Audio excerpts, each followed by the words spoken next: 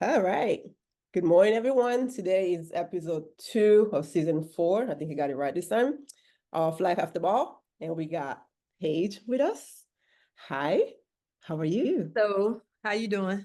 I'm good. Thank you for joining us. Really appreciate you making the time. I know you're busy coaching and working with the young folks these days. So definitely appreciate you making the time for us today. Yeah, no, thank you. Thank you for inviting me. Yeah. And you've done a lot of things, and I probably lost track of half of what you've done. So if you would mind to just share your basketball story, where you played at in school, where you played at overseas, where you played at professionally, and just kind of tell us who you were as a basketball player. Okay. I guess I'll start by saying everybody, you call me Paige, but I'm Muriel Page. You're right. Um, I actually played at the University of Florida for 4 years, graduated from there in 1998. Came into the WNBA the second year of the league, was the Washington Mystics' first draft pick, was the number 3 draft pick in the 98 draft. Nice. With the Mystics for 8 years, and then was traded to the Los Angeles Sparks and was there for 3 years. And then I left LA and went to Phoenix and tore my Achilles. So LA was actually the last team that I was active with. And then throughout that time, I also played in Europe, played in Europe for 13 years, played in Spain for most of the time, played in Italy for 2 years, and then had a stint in Brazil for like 3 months. So Nice. yeah, so now I'm coaching and trying to influence the youngsters and trying to help them achieve their goals, since I was able to, play basketball pretty much at its highest level, and definitely knows what it takes to get there and have an idea of what it takes to stay. So just want to help them along their journey. No, no, absolutely. I mean, I don't think they could have a better example, right, of that. Thank So, you. like, if you think back about like your basketball career, did you know that you wanted to be a coach, or how did you decide what to do? Actually, let me take a step back. You said that, you tore your Achilles, that was the end of your career in the WNBA. Was that also when you stopped playing for good, or did you kind of went back for a while and then eventually Well, retired? I played 2 more years overseas in Spain. Of course, as a player, you always want to go out on your terms Right. and not on, I guess, God's plan. So when I tore my Achilles, I fought to get back. I came back and was back overseas playing and still felt like I had a little game left in me. But of course, I wanted to retire on my own terms. Yeah. So that it didn't happen that way. I think I played for, like I said, I played for 2 more years, and going into my second year, I wasn't getting the looks or the offers from the W, and reality struck. And it was like, you know what, it's probably time for you to hang up the shoes. But had a great opportunity to start coaching at my alma mater, which gave me an opportunity to start at the Power Five. As I tell myself, I still had playing. My hoop dreams were still Yeah. there. So my first year, I probably was in the gym more than the players. I was trying to learn how to manage the coaching side of it, but then at the same time, I was like, I'm working on my game because I got to get back to the W so I can retire on my terms. And I think as a player, we all face that at different points in our lives when, maybe it's our time is ran out, but you just don't know how to say bye to something that you've loved for so many years. So I can definitely say that my first year of coaching was a challenge to me. Yeah. Yeah. So aside from obviously not feeling that, feeling like the game was robbed from you in a way, right? Like you didn't make the choice of leaving. What would you say was one of the other biggest challenges in transitioning out of basketball as a player? Just always having your basketball sisters. I think in our community in the summertime, you have that basketball family, but then going overseas, it's a whole nother family that you're a part of. And being in the States for the whole year and actually not being in Spain or experiencing different things throughout the year and having to, becoming a coach is 24/7. Yeah. Whereas you play basketball, you go to practice for 4 hours in a day and you're in a foreign country, you have the rest of the day to explore, to, to just get into it and learn a new culture and do whatever you want to do or just relax. Yeah. And when you get into coaching, you got to recruit, you become a mom, a sister, a best friend, counselor. I mean, you have all these other roles outside of basketball, and it just makes you appreciate the game, and it makes you look at the game from a different perspective, because as a player, when we were in college, we had no idea what our coaches were going through. So then Right. it makes you appreciate that side of it as well, and to see the hard work that your coaches actually went through to help you achieve your goals. Mhm. So, but after a year, I kind of sat and just thought about it and was wondering, why do I do it? I mean, as a player, I was always like that player coach. I was the locker room person. Mhm. I was the one that was always, it was easy for me to have hard conversations with my teammates and just be honest with them. Mhm. And it's not like I was a big star. I mean, I was a role player. I mean, I was a really good role player, Yeah. but, so just learning how to accept my role, but then knowing that the game gave so much to me. I'm from a Yeah. small town of 200 people, and most people in my Oh, hometown wow. haven't achieved the things that I have. Right. And just wanting to be able to give back to the game. So after my first year, I knew that, yeah, my career ended quicker than what I thought it was, Mhm. but it was time for me to venture out and do something new, but still be able to give back to the game that basically helped me achieve so much in life. No, that's awesome, and that's a great mindset to have, right? Because so that being able to bring that back to the kids that you coach today, I think that's a way to maintain your identity as a Mhm. player, but still being able to pass it over, right? But so if you think back now, you still think coaching would be the path that you would go, or was there any other, you know, career paths that came through your mind? It's like, what if I did this instead? Well, I always wanted to, being from a small town, Mhm. just coming out of college, I always wanted to start a recreation center at Okay. home, because I grew up playing basketball on grass and dirt. Now kids are able to go inside and play in a gym, but I just wanted to go back home and start a recreation center to be able to help the youth and be Mhm. able to take them places and show them different things, because most people from my hometown don't leave. Right. Most of them haven't been out of the state of Mississippi.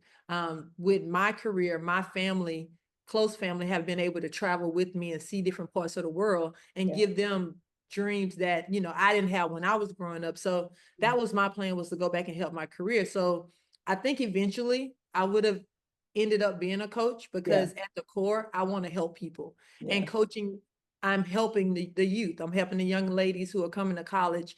I'm helping them become better people, become leaders, become basketball players if they want to become professionals. But Mhm. whatever it is they want to do with their career Yeah. outside of basketball, I'm helping motivate them and being a role model and mold them into, young adults. Yeah.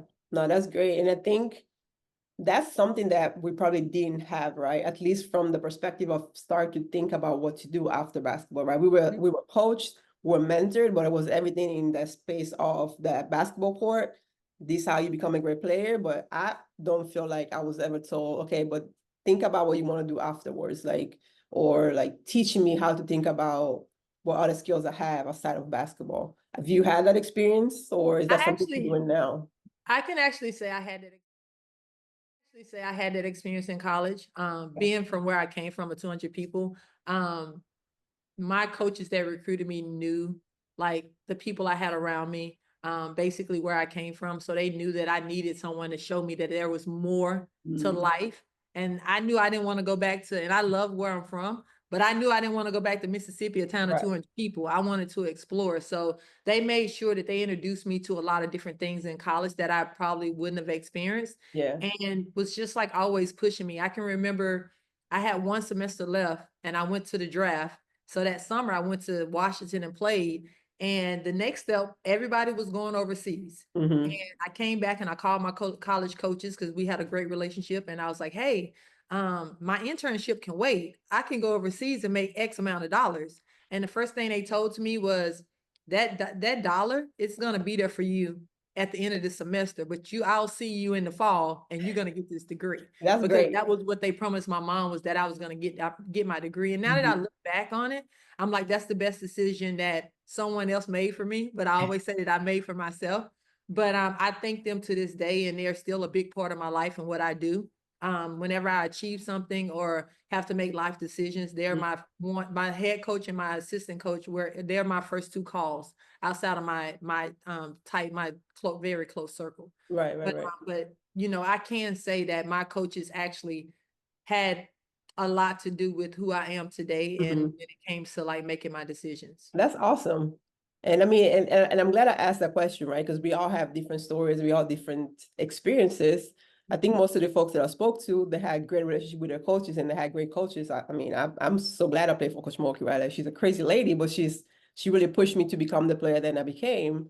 Right. But I didn't necessarily have the outside of the court guidance, outside of the basketball thing, right? But I don't think I was looking for it at the time because I didn't know I needed it, right? Yeah, Just right. hit me in the forehead once I was like, time to retire. So no, that's amazing. And so from like what you do today, the kids today have a way different experience than we had in college. Because if I had half of the coins that they're making now, it would be a whole different story. So how do you see the transition? Because the percentage of the players that go pro is still the same, right? Like out of the 12 kids, maybe 3 will go professional. So the other 9 are putting the same effort, the same passion, the same time into becoming the best basketball players that they can. How are they being guided to life after ball, knowing that now they do have NIL deals and they have more opportunities to actually make money early on?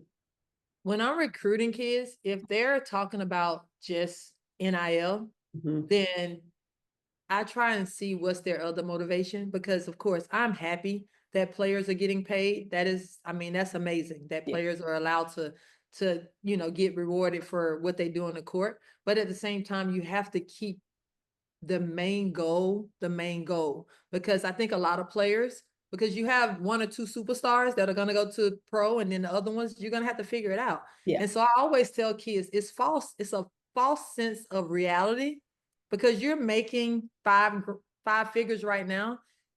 And when you graduate, you're not promised that. So I also try to educate them to continue to put forth their best effort in the classroom.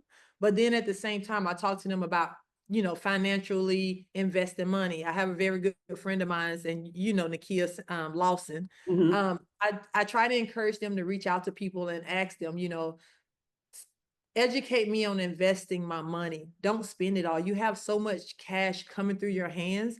And yes, everybody want to go buy a Gucci bag, a Louis bag. Everybody want to wear the latest gear, you know, Nikes. You walk in their room and they have a whole wall, and it's nothing but shoes. And I'm like, why don't you invest that money in Nike, or invest You that only money? wear one shoe at a time. Like, are you gonna carry 10 bags? And the only reason why I can say that to them is because I experienced that as a professional, not as a player, but as a professional. When I got my first check, I went straight to the Louis store.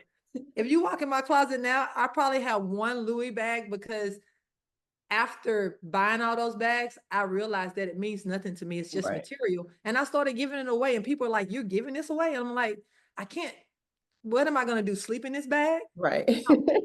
So I've given a lot of that stuff away because it really doesn't carry much value. And so I started, you know, thinking about generational wealth and trying to help my family, and, you know, and stuff like that, educating my nephews and my nieces about, don't waste your money on material things, because you're not going to have it after a while.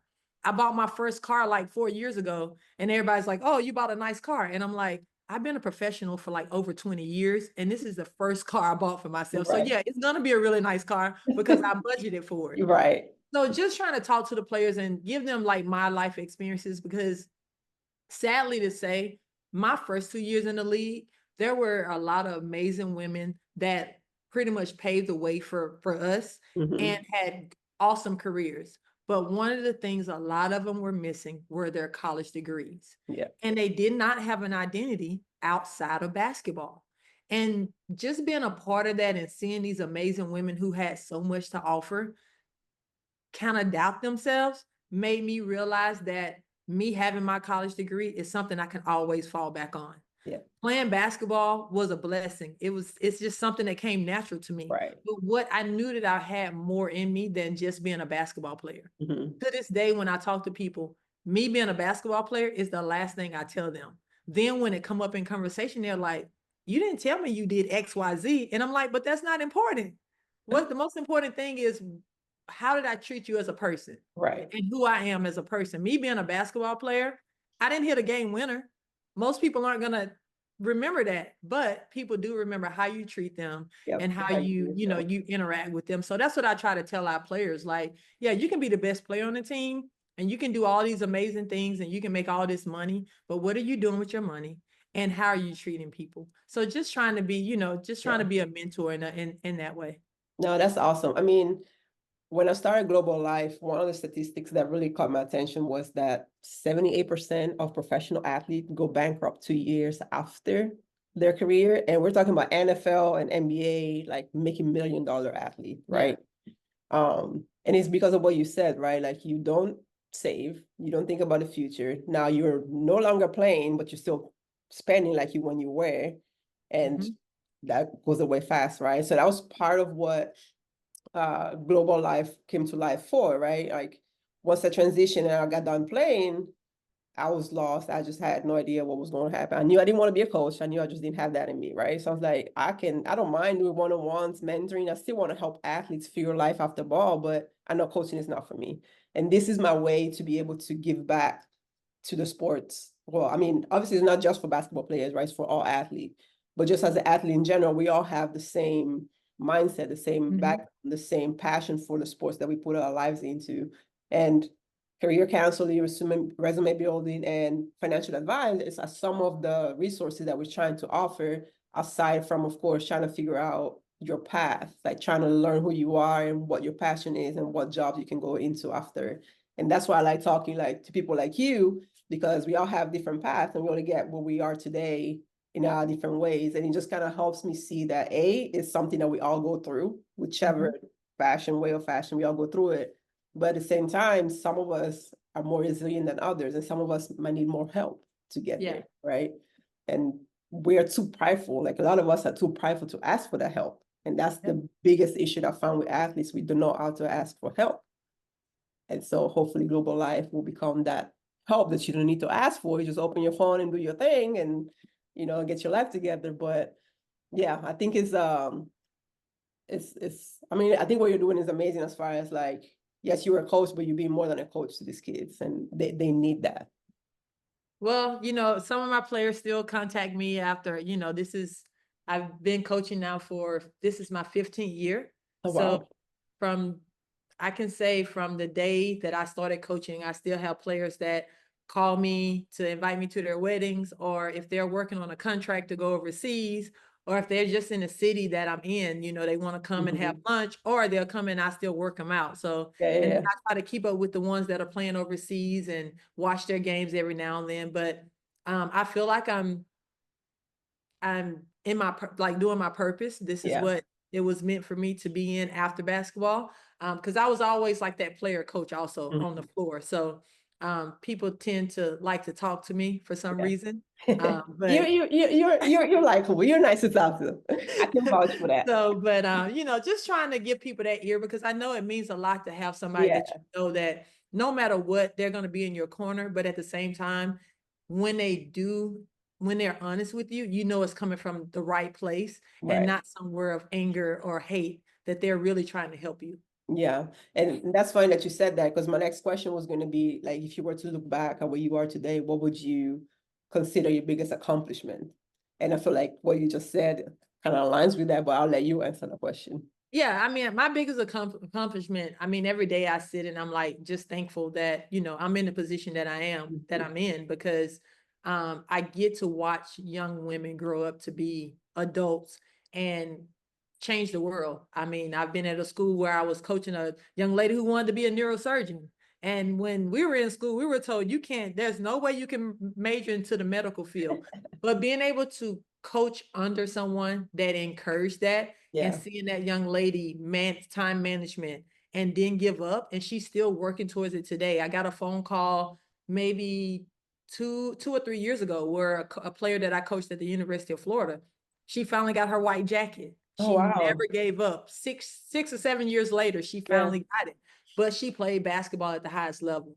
So That's just awesome. stories like that. Azania Stewart, who was from Great Britain, being able to, I was coaching in the Olympics this year, but being able to be in Paris and she's Mhm. commentating some of the women's basketball games. So just seeing, and you know, she played professional basketball. She was an Olympian, but just seeing players reach, you know, their goals and being Yeah, able to just do different things outside of basketball. It might be under the umbrella of basketball, but yeah. when Z was coaching, I meant playing. I never thought she would be a commentator, but I mean, she's in her element. So Yeah. just seeing, you know, seeing those things happen for players, that's rewarding to me as a coach. Mhm.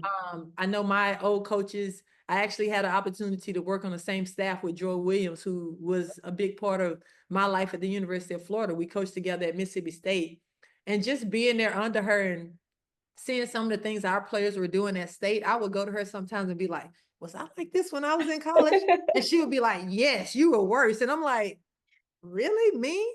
So, you know, that was a really, really great experience for me because, you know, as a young player, she had an influence on my life. But Mhm. then even being able to be on the same staff and Yeah. her seeing my day-to-day how I was as a coach, because I used to always say, well, I'm coaching y'all like my assistant coach used to coach me. But being on the staff with her was amazing. And like to this day, we have like the best relationship and I call her for advice all the time. Yeah. So, but yes, it is very rewarding to me because I know my why and my purpose, and it is to serve. And I'm serving every day that I walk into my office and I'm able to interact with our players. No, that's awesome. I'm actually gonna piggyback on like the previous interview we had last week was with Brandy BMAC. Yeah. And she had a quote that I really like. She called it the three P's. Like her passion, her purpose, and the people is what guides her. And I think this aligns with that as well. So I like seeing that theme keeps recurring because that's part of, I guess, the fabric of a lot of athletes, right? Like Yeah. we are driven by passion, we're driven by our purpose, and we're driven by the people around us that help us throughout our journey. Yeah. Um, so I guess two last questions for you. One being from the little that you've learned so far about what global life is and the purpose and what it's trying to do. What would you like to see um athletes at any level, right? College, professional, what would you think they would need to see in order to find value in understanding that they need to plan for the future, right? Because we're trying to understand, if I bring this to you, why would you want to join it? And I'm trying to build it to where it's free for athletes. So that's not even like the problem, but just for the value per se. I think having us tell our stories, that's a great start. I think for most athletes, I would say the biggest thing now, especially for college students, is, you know, sometimes they don't realize that, yeah, I probably played 25 years ago, but baby, you're gonna be in my spot one day. Yes. And so these stories or the advice that you're getting now is going to help you later on down the line. I think, you know, educating the players about financial, just, you know, Yeah. financial literacy, that is a big part of it because this generation is about quick money. Everything's a You know, TikTok. they expect everything to happen quick, but as quick as it's happening, it's gone before it even touched their hand. Yep. So I just think just helping them see like how to plan for the future Mm-hmm. and not just for the moment, because a lot of us live in the moment and we don't think about what's coming up. And Yeah. I used to be the same way. I mean, we used to have to plan for things, but I never thought about the future until Yeah. probably my 5th year in the WNBA. And I had a teammate named Vicky Bullitt that was like looking Yeah. over my shoulder when we were doing our 401ks and stuff like that. And she was like, how much percentage are you putting in? And I'm looking at her, I'm like, tend My to your business. finances. I got this over here. And she was like, if you're not putting in the max, you need to put in the max. And I was like, why am I going to put in the max? I need my money now. But when I retired, my first call was to Vicky Bullitt when I saw what was sitting in my 401k because I did listen. I gave her a little mouth, but I listened to what she was telling me. And I was like, you know what? Thank That you. was something that I continued to do with everybody that came to the Mystics. And Nakia can tell you that when she came, I did the exact same thing to her. So I just think, you know, with our players, learning about generational wealth, learning Mhm. how to plan for the future, but then still being able to live in the moment and get what you want because you can do both. Yeah. I think that's the biggest part because I think in our realm, we all like nice, flashy, shiny things. but those shiny things at some point is either it's gonna get a little dull and you're gonna Yeah, want more to life. So just being absolutely. able to sustain Yeah, that yeah. that livelihood. Yeah, and I think one thing I'm gonna add to that is like for a lot of us, and I put myself in that box as well. We also come from families where the handout is always there, where you have to help everyone else. So not Yes. only you're not saving, but now you're also giving a lot of your earnings away to help family. But again, yes, you need to help, but if your family is not helping you help yourself for the future, then you're gonna be in the island by yourself, and no one's gonna care because you can't help them anymore. Yes. So I The think best that's thing that another, yeah, Yeah, the best thing that was ever told to me, and I love my family to death. My family is all, everything I do is for my family. That's my motivation. But one day someone sat me down and said, when you go to the bank, you always make a deposit, right? And it was like, what if you go to the bank and you always make a withdrawal? it, There's not, at some point, what was in there is going to run out. yeah, So that's how I kind of look at it with my family. I always tell them, I love you to death, but if you're able to help yourself, please do. please do it. Yeah, Because if my well run dry, who's going to help me? Because I can't come to you. So it's, I can actually say that over time, my family has gotten it and people are a little bit hesitant to ask yeah, me. yeah, They know that they better have one leg in the grave and really, really need it before you coming to me asking me for, I mean, yeah. even So, yeah, $10 same, is a yeah, lot to me. You ask me for $10, I'm like, I don't have $10.